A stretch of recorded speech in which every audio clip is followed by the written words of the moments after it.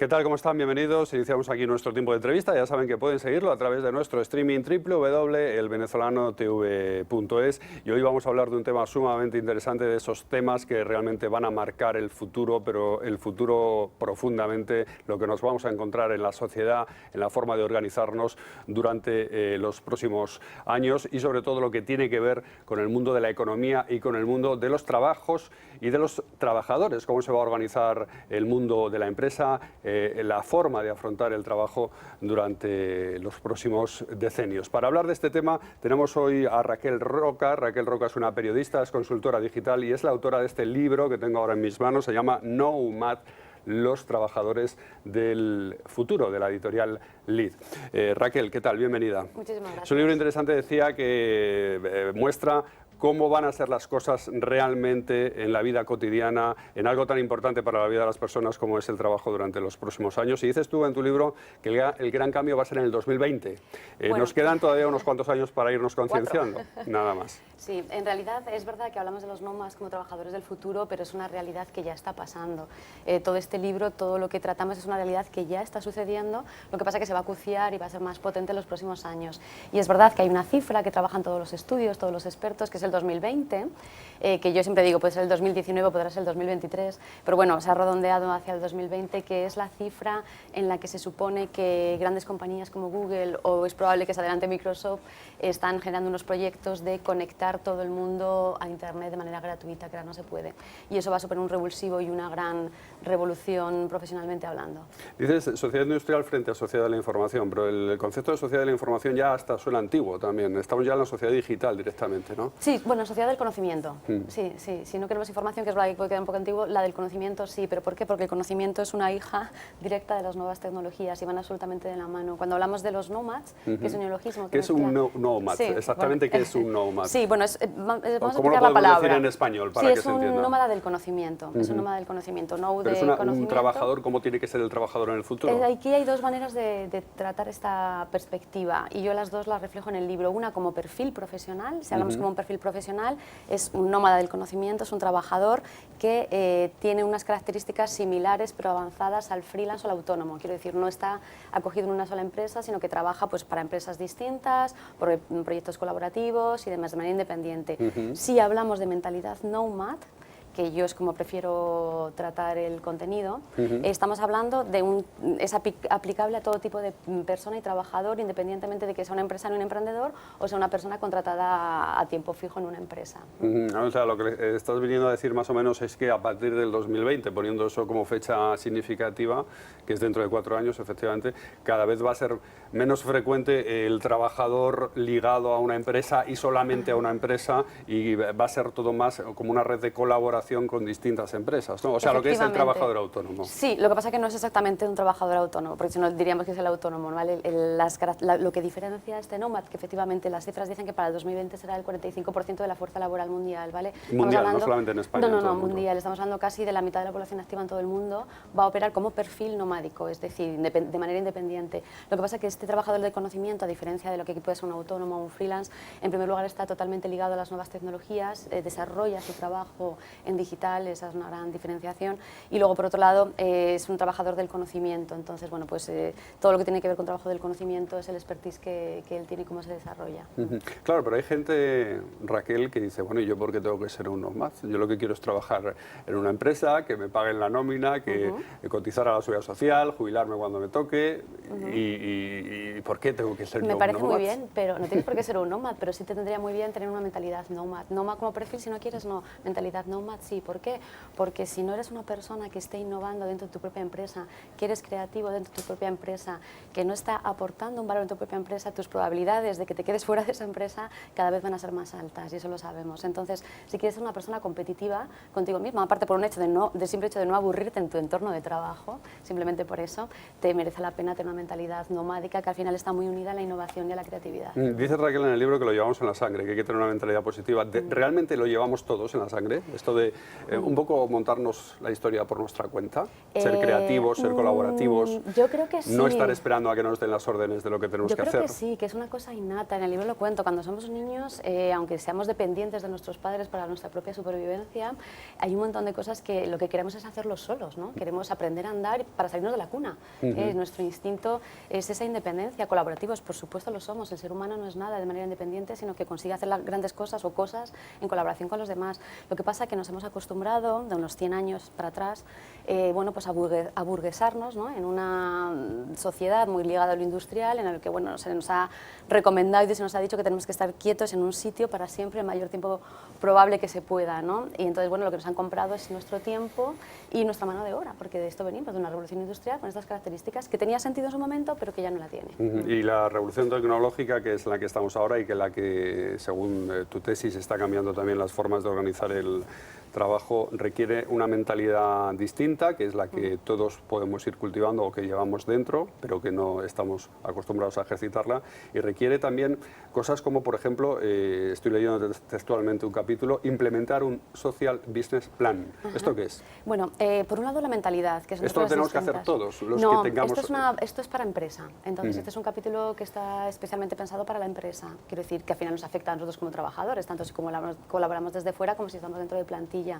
Pero cuando hablamos de un Social Business Plan es un modelo de negocio diferente, adaptado a las nuevas tecnologías y al siglo en el que estamos viviendo, en el que precisamente, como la palabra indica, se parte del social. Entonces estamos hablando de social intelligence porque al final nos movemos con una inteligencia social, es decir, no solamente cuento con la inteligencia de mis trabajadores, sino de todos los stakeholders y de todas las personas que hay alrededor, incluso muchas veces mi competencia, ¿no? Entonces es un modelo de negocio basado en el hacer más con más, no en el hacer más con menos, que es lo que estamos haciendo o lo que está pasando ahora mismo en las empresas, ¿no? Que yo recorto, tengo un ERE o recorto personal y a la persona que se queda le cargo con el trabajo de las personas que he despedido, ¿no? Con lo cual al final son modelos absolutamente insostenibles para las propias personas y para las propias empresas, ¿no? A un medio largo plazo, ¿no? Entonces, bueno, pues es un cambio de sistema de modelo y por supuesto absolutamente ligado a lo virtual y a las nuevas tecnologías. Pero todo este tipo de transformación en el mundo de la empresa que tú estás planteando y que estás planteando en el libro, me imagino que habrá gente más permeable, la gente joven será mucho más permeable a adoptar este tipo de mentalidad y este tipo de cambio, y habrá personas que ya tengan una edad, pero que todavía les quede un tiempo considerable hasta la jubilación, que no sean capaces de adaptarse a este nuevo modelo, ¿no? Pues van a tener que ser capaces. El tema es que les ayudemos a que hagan esa transición de la mejor manera posible. Eso es responsabilidad de todos, de las personas que tienen a esas personas a su cargo, si ellos mismos son jefes o son directivos, por ser más seniors, más mayores y están en esos cargos, es su responsabilidad porque ellos tienen a su cargo a personas, con lo cual van a tener que hacer esa transición hacia lo digital. Mira, ahora estamos en el siglo XXI, siglo de las nuevas tecnologías. La persona que ahora mismo no tiene los conocimientos necesarios en nuevas tecnologías es como el analfabeto que no sabía escribir o leer en el siglo pasado. Esa es la realidad en la que nos encontramos ahora mismo. Esa persona que no esté acercándose a lo digital se va a quedar, como le pasaba al analfabeto en siglos anteriores, fuera del sistema. Entonces, ¿qué hay que hacer? Una concienciación de necesidad de digitalización hacia todos los sectores y todos los niveles y, por supuesto, todas las capas de una empresa. Entonces, es verdad, edad es importante, pero bueno, yo también he trabajado y yo también nací en era analógica y mis primeros años de desarrollo fueron en analógico. Es así. ¿Empezaste a trabajar con máquina de escribir todavía? Pues no, con ordenador, menos, pero casi, sí, ¿no? sí, la verdad es que sí, ¿no? Todo va cambiando muy rápido y lo has dicho muy bien, nos quedan muchos años profesionales por delante, incluso una persona que ahora mismo tiene 50 años le queda el 62% de su vida laboral, o sea, es que es casi más de la mitad de trabajo, con lo cual esa persona no puede permitirse no activarse. Para una persona, tú has dicho Claro, la no edad puede, de 50 años, decir, bueno, claro, todavía tengo 15 años como mínimo por delante de vida laboral y me están planteando que cambie toda mi mentalidad a la hora de ir a trabajar. El tema es que busque ayuda y además que se la ofrezcamos los que ya estemos, los que ya hayamos dado el paso, tenemos que ayudar a estas personas que están en más costosos, pues ayudarle a hacer esa transición de una manera agradable, incluso te diría que divertida porque lo tiene, pero no hay que enfrentarlo con miedo, ¿no? Porque no es para tenerle miedo, al revés, es para que nos ayude. Como instrumento de trabajo en la era digital, como tú dices, está Internet como núcleo central y hablas en tu libro del Internet de las cosas, que es el Internet de las cosas. Bueno, eso es una de las patas que se están desarrollando y que están cogiendo tendencias que están emergiendo con mucha fuerza. Tenemos el Internet de las cosas, tenemos el Big Data, tenemos las Smart City, las Industria 4.0. Al final, el Internet de las cosas lo que se trata es esta conexión que se hace de Internet con las cosas tangibles que tenemos, ¿no? Pues, por ejemplo, con la ropa, pues ya se desarrollan muchos productos, ¿no? Ponemos un aparatito aquí que me va a medir pues las pulsaciones que tengo cuando estoy haciendo deporte, es un poco llevar pues eso, Internet a todos los objetos cotidianos que tenemos a nuestro alrededor, que sí que son físicos. Luego también planteas un cambio en la forma de organizar la dirección de las empresas, de una organización piramidal, yo mando, vosotros obedecéis, a un trabajo en red, dices tú, ¿no? Eso se va a ir imponiendo, ¿no?, en todas las empresas. Y ya se está haciendo. Y ya las empresas que están mirando al futuro y que quieren mejorar la propia supervivencia de la empresa ya lo están haciendo. ¿Cómo lo están haciendo? Pues de dos maneras. Por un lado, readaptando y cambiando los espacios de trabajo, eliminando, bueno, pues todo lo que son los compartimentos o los despachos, que al final también es una herencia de la época industrial. Y por otro lado, también lo que están haciendo es, porque yo no digo que no haya una cierta jerarquía de orden interna, lo que no tiene que ser es una jerarquía que separe a los trabajadores entre sí. Entonces, al final lo que se está haciendo es generar espacios abiertos y generar unos sistemas, muchas veces en virtual, porque ayuda muchísimo, en el que se haga una escucha activa a todas las capas de la empresa, ¿no?, en el que el trabajador de base o el colaborador pueda hablar y se le pueda escuchar y no tenga esas barreras piramidales de que no tengo acceso al jefe, ¿no? También esto cambia incluso la forma de presentarse, la tarjeta de presentación. Hay un capítulo en el libro del Nomad que se plantea si los títulos realmente, los títulos académicos sirven para algo, ¿no? ¿Cómo hay que plantear un currículum? Bueno, entonces? exactamente. Son cuestiones que tenemos que tener en cuenta, ¿no? Y además mucha gente me lo pregunta. Y yo pienso que la titulitis sí que está en clara decadencia. Hemos vivido una época muy fuerte de titulitis, en lo que los chavales también, o la gente más joven, que no encontraba trabajo nada más salir, porque tampoco le han enseñado cómo buscar trabajo, porque dices, bueno, tienes las nuevas tecnologías a tu servicio, pero no se le ha enseñado, se ha quedado paralizado y ha estado sumando y sumando estudios tras estudios tras estudios, ¿no?, que al final pues tampoco le ayuda a gran cosa, ¿no? Y al final lo que estamos viendo también es que hay un montón de conocimiento invisible, que se llama, que son formas de aprender alternativas. Yo, sin embargo, ¿Pero eso cómo se cuantifica? Ese conocimiento invisible, ¿cómo se cuantifica y cómo se plasma en un currículum a la hora de ir a ofrecer tus servicios? No te digo a buscar trabajo, sino a ofrecer tus servicios. Lo vas a ofrecer con el expertise que tú estás demostrando, lo primero. Y en segundo lugar, ten en cuenta que las empresas también, que van a buscar tus servicios para contratarte o como colaborador o por un proyecto, lo que están teniendo cada vez más en cuenta son las habilidades blandas, cada vez más. Y es normal y es lógico, estaban olvidadas, pero cada vez las necesitamos más. ¿Las habilidades? Blandas. Sí, que no son tanto el conocimiento puro, sino todas esas capacidades, ese abanico de posibilidades que va a hacer que yo trabaje bien en equipo, que yo tenga esa innovación, que yo aporte esa creatividad, ese tipo de cosas que hasta ahora no nos hacían falta porque el jefe decía lo que había que hacer y el resto de la gente pues obedecía las órdenes de los creativos que estaban arriba, ¿no? Entonces yo creo que sí, que cada vez vamos a necesitar más los servicios educativos, pues en las escuelas de negocios, todas estas cosas no van a desaparecer, al revés, son muy importantes, porque cada vez nos estamos dando cuenta que necesitamos estar actualizando nuestros conocimientos constantemente. Lo que yo digo es que sí que hay que elegir, focalizar bien aquello que nos interesa estudiar, hacerlo, que nos aporte, pero no concatenar títulos sin más, ¿no? Y que no sea lo más importante. No la titulitis. No el título, sino el contenido no real el que por tú el te título, estás llevando. Sino lo que realmente a ti te puede aportar algo para hacer lo que tú quieres hacer. Exactamente, para lo ganar has dicho fenomenal. Incluso llegas a plantear que hay que elegir, hay que definir un plan de las personas con las que nos gustaría trabajar. Pero claro, tú das una visión muy optimista, ¿no?, de este nuevo modelo de organización del trabajo, porque hasta el punto de elegir al compañero de trabajo ya mucho elegir, ¿no? Ya está pasando, a mí me está pasando. Y yo hasta hace poco pues también formaba parte de otro sistema laboral. Y ten en cuenta que es verdad que esto sí que te lo da el perfil nomádico. Cuando lo haces bien y bueno, pues ya estás fluyendo en él, al final tú decides quién es tu cliente, ¿no? Tú decides con quién te juntas para formar una startup o un negocio, tú decides con quién te quieres sumar. Es verdad que si tú entras en una empresa como empleado, pues te vas a encontrar con la familia ya montada, normalmente, ¿no? A no ser que tú entres como un directivo y puedas formar tu propio equipo, eso es así. Si tu perfil es nomádico como perfil, no como mentalidad, obviamente las posibilidades de tú elegir con quién trabajas, con quién colaboras, se amplían, ¿no? Y te puedes encontrar gente con la que te lleves una sorpresa, pero en general pues la posibilidad de decidir con quién tú trabajas probablemente haga que el trabajo sea mucho más agradable para todos. Y también una recomendación muy extendida ahora en el ámbito de los coaching es ser buena persona.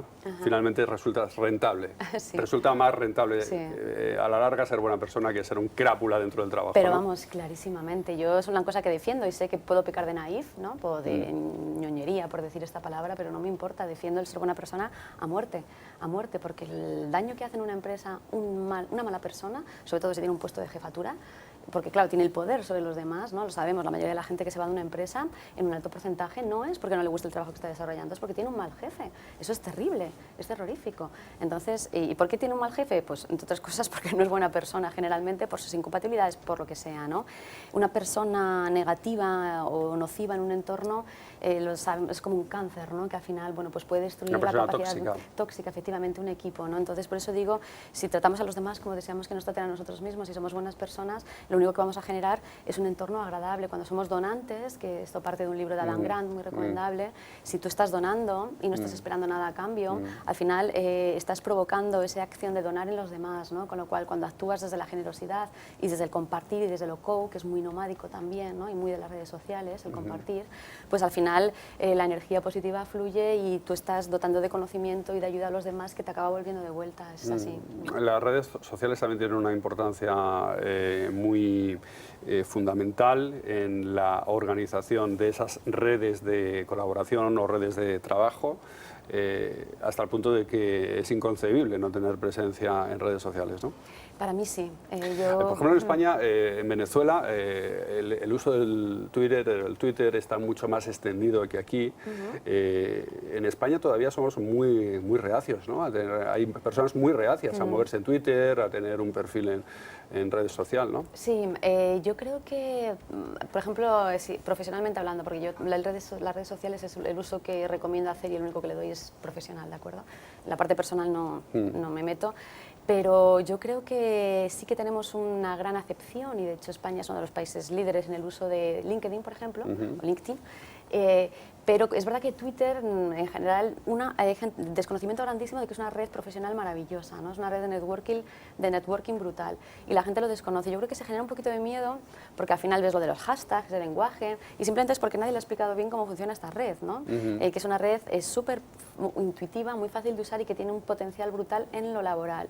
Y por otro lado, hay un problema mayor para mí, que es que la mayoría de las personas no son conscientes de la importancia que tiene trabajar su propia marca personal digital, que no solamente es estar en las redes, es tener tu propia página web, tener tu propio blog, es decir, tu propia construcción de tu futuro profesional, estar implementándolo en lo digital, ¿no? Y ahí sí que creo que hay un gap, hay una brecha bastante grande entre el conocimiento y la importancia que tiene esto y el miedo que a muchas gentes le da, ya no solamente a las redes sociales, si hablamos de abrir un blog, la gente, vamos, o sea... Lo que pasa es que hay gente que se enfrenta al problema de decir, sí, yo me construyo, como tú dices, mi personalidad digital, mi propia marca, todo esto de lo que se está hablando tanto, por ejemplo, en España durante los últimos años de crisis, pero la pregunta que se hace a continuación es ¿y cómo me gano la vida con eso? ¿Cómo consigo dinero para sobrevivir, para vivir? Claro, bueno, sí, la construcción de la marca personal digital lo que te va a hacer es una proyección de tú como profesional en lo digital, ¿de acuerdo? Hay gente que abre un blog para ganar dinero con él. Yo no te estoy diciendo que sea ese el objetivo, que te puede suceder, pero no es lo que yo pretendo. Lo que yo pretendo es que tú te muestres al mundo. ¿Por qué? Porque cuando tú tienes, siempre digo, la tarjeta de visita que tenemos, la que nos damos en cartón todavía, al final lo que necesitamos es proyectar esa misma tarjeta en lo virtual. Generar una página web lo que significa es tener un dominio propio en el que nuestro perfil está activo 24 horas al día, 7 días a la semana, más allá de las fronteras nacionales, ¿de acuerdo? Con lo cual estamos permitiendo que nos puedan encontrar de cualquier parte del mundo y lo que estamos haciendo es facilitar la vida a los demás porque estamos centralizando toda la información de quiénes somos como profesionales, lo que hacemos si hacemos un buen blog, nuestros datos de contacto, las redes que tenemos, lo estamos centralizando en un único lugar, ¿vale? Con lo cual hacemos mucho más fácil la vida a quien quiere buscarnos, ¿no?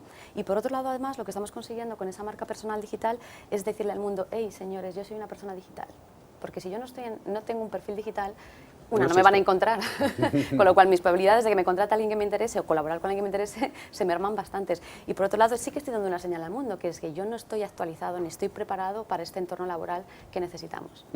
Hablas de las carreras profesionales con más demanda. ¿Cuáles son en este momento las carreras profesionales con más demanda? Sí, bueno, todo lo que tiene que, lógicamente todo lo que tiene que ver con absolutamente nuevas tecnologías y digital, ¿no? Antes hablábamos de tendencias como la Smart City o como la nube, pues todas estas nuevas tendencias están ya necesitando mezclando un montón de perfiles muy técnicos, profesionales con respecto a este área, ¿no? Con lo cual por ahí hay bastante. Pero cierto es que luego hay áreas como la psicología, por ejemplo, la carrera de psicología o la carrera de medicina, todo lo que tiene que ver con el bienestar, con la salud, que cada vez le damos más importancia a, bueno, pues al encontrarnos bien, a los temas ecológicos, todo este tipo de área está creciendo y va a seguir creciendo brutalmente. ¿Qué pasa? Que también lo estamos mezclando con las nuevas tecnologías. Entonces, pues cualquier persona que se especialice en bio, lo que sea, si lo mezcla con lo nano, lo que sea, al final, bueno, pues tiene unas herramientas brutales de que vaya a desarrollar su carrera en muy buenas condiciones. Y 3 conceptos clave: reequipar, mezclar y resolver. ¿Qué quieres decir con cada uno de estos, verbos, ¿no? Porque claro, indican acción los 3.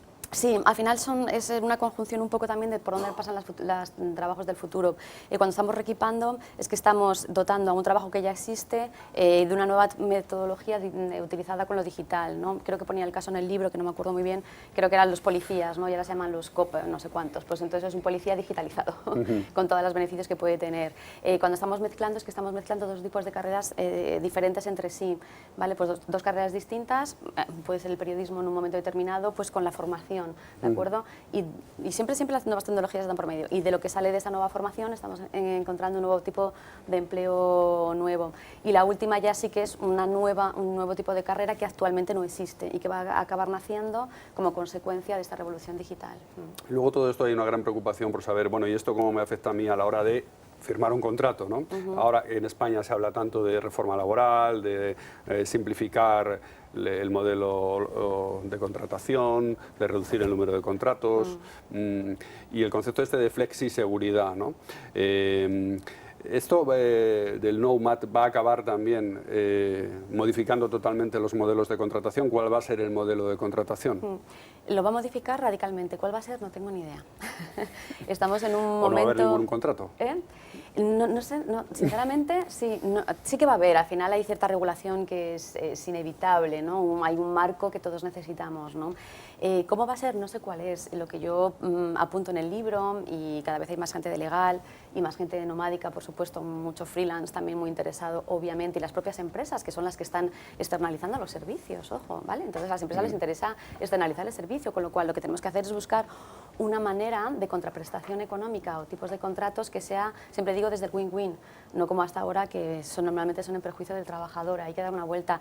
¿Cómo van a ser? No lo sé, es un debate abierto. Lo que sí que tengo claro es que va a ser la propia sociedad y el propio ecosistema laboral el que lo va a acabar generando antes de que se acabe regularizando. Estoy convencida de que esto también llevará a cambios no solamente en la mentalidad de los trabajadores del futuro, como tú subtitulas el libro, trabajadores del futuro, sino también en la propia concepción de la empresa, ¿no? Seguramente no hará falta un edificio tan enorme, ¿no? Como todavía hay edificios tan grandes y tan mastodónticos, ¿no? Para organizar una empresa. Seguramente todo puede ser mucho más ligero, ¿no? Obvio. Se puede trabajar desde casa, que es algo que ya está muy extendido, ¿no? Por fin, ¿no? Yo siempre lo digo, por fin. ¿Cuánto tiempo llevamos pidiendo la conciliación famosa, ¿no? Que nos han ido poniendo tiritas de conciliación. Pues venga, puedes entrar media hora más tarde, o si eres madre, y además si eres madre, solamente si eres mujer, puedes cogerte, no sé, no, esto no tiene sentido. Vivimos en una era digital en la que tenemos la posibilidad de generar unos sistemas virtuales de trabajo dentro de cada propia empresa en el que podamos facilitarnos a nosotros mismos y a los trabajadores que tenemos a nuestro cargo la posibilidad de trabajar, de trabajar en virtual o presenciarnos, que por supuesto sigue siendo importantísimo y vital cuando lo necesitemos. Al final, ¿qué estamos haciendo? Un ahorro de costes brutal para la empresa. Más o menos con el sistema de digitalización de una empresa lo que se consigue es un ahorro entre el 10 y el 30% del espacio. Un 10 y un 30% de un espacio físico, de un alquiler, por ejemplo, de un edificio, es muchísimo dinero, ¿no? Por ejemplo, de ahorro. Y en España sabemos que el 50% de los puestos físicos están vacíos diariamente, con lo cual, claro, es un dinero que se está tirando increíble, ¿no? Entonces, claro, a nivel de ahorro para la empresa, y por eso también le interesa, es muy grande cuando se consigue hacer un buen sistema de trabajo virtualizado y la persona se siente más feliz porque puede tener el control de su tiempo y de su, bueno, pues su gestión temporal, y al final lo que nos evitamos también es estas pirámides, ¿no? Y este control del trabajador. Yo no necesito verte para saber que tú estás siendo productivo y tú vas a hacer tu trabajo. Yo confío en ti, por eso te he contratado, entiendo. Te he contratado porque eres bueno, con lo cual confío en que tu trabajo en estos tiempos y con estas características que acordemos va a estar hecho. Yo no necesito, como jefe tuyo, vigilar tu proceso de trabajo. Y también haces un llamamiento finalmente en el libro al cambio en las universidades. Ya hemos dicho que los títulos van a servir de poco, o la titulitis, o el título por el título, y eso también obliga a las universidades a replantear, ¿no?, sus modelos formativos y sus programas de estudio. Sí, que ya lo deberían de haber hecho hace mucho tiempo. Yo creo que tenemos ahí un problema educativo muy grande. Obviamente, cuanto más privada puede ser la universidad o la escuela, más rápido están haciendo esa transición, y ya hay cosas muy buenas que se están haciendo, pero la universidad pública creo que está absolutamente alejada todavía de las necesidades reales que tiene, desde el propio profesorado, las materias, por supuestísimo, y la realidad del contacto del alumnado con la realidad profesional que se va a encontrar, ¿no? El alumno muchas veces todavía sale de la universidad pensando precisamente en encontrar un trabajo fijo, con un contrato indefinido. Entonces, si para ya generaciones más mayores es complicado y deberíamos dejar de pensarlo, para las generaciones nuevas que llegan, no deberían de salir de la universidad con esa mentalidad. No ha cambiado esa mentalidad. Se dice que Pues los últimos años, de los no. 6-7 años que hemos vivido de crisis brutal, ha conseguido cambiar esa mentalidad que decían que era tan del español, por ejemplo, de decir, yo lo que quiero es acabar mi carrera, hacer una oposición, tener un trabajo fijo en la administración pública y jubilarme en esa misma silla, en ese mismo puesto donde he estado durante 45 años de mi vida. ¿Esa mentalidad ha cambiado ya o no? Sí, por supuesto. Creo que incluso me atrevería a decir que hay un mitad y mitad. Creo que hay muchísima gente joven, que es que nace ya con un espíritu emprendedor, que ha visto que a sus hermanos mayores y que a sus padres lo que se les ha pasado y ya les ha cambiado el chip y ya han lanzado y se van fuera también, ¿no? Hay que ser también, irse fuera cuesta, ¿no? Y muchísima gente, aunque nos duela, a los que nos quedamos ese talento que se va, pero bueno, es una experiencia que incluso también creo que puede ser enriquecedora. Sin embargo, creo que también quedan muchísimas personas que lo que han hecho ha sido, en vez de buscarse la vida, ir sumando, como decíamos antes, estudio tras estudio tras estudio, en una especie de inmovilismo, ¿no?, a la espera de que alguien viniera a rescatarme, ¿no?, que esa es una mentalidad antigua, que venga papá Estado o papá empresa y me venga a seleccionar. Y eso ya no funciona así, ya lo sabemos, o sea, tengo que ser proactivo. Primero me tengo que seleccionar a mí mismo, ¿no? Y saber lo que hay que puedo buscarse hacer. la vida de muchas maneras distintas, que insisto, con las nuevas tecnologías lo tienen y lo tenemos muchísimo más fácil que antes. Pero es verdad que esa sensación de inmovilismo, de voy a seguir aquí a ver si alguien me viene a buscar o me viene a pagar unas prácticas súper bien remuneradas o una serie de condiciones que no son reales con la realidad que tenemos laboral, ¿no? Pues Raquel Roca, periodista, consultora digital, muchas gracias por estar con nosotros explicándonos cómo va a ser esto del trabajo en el futuro, de los trabajadores y de las empresas. Gracias por estar con nosotros. Ha sido un placer, gracias por invitarme. Hasta pronto. Este ha sido el libro de Raquel Roca, No Maths, ya le pueden adquirir, está en todas las librerías, sobre el futuro de las empresas y de los trabajadores. Ya saben que pueden seguir toda nuestra programación a través de nuestro streaming www.elvenezolanotv.es. No se vayan porque ahora tenemos más cosas. Venimos con las noticias. Hasta ahora.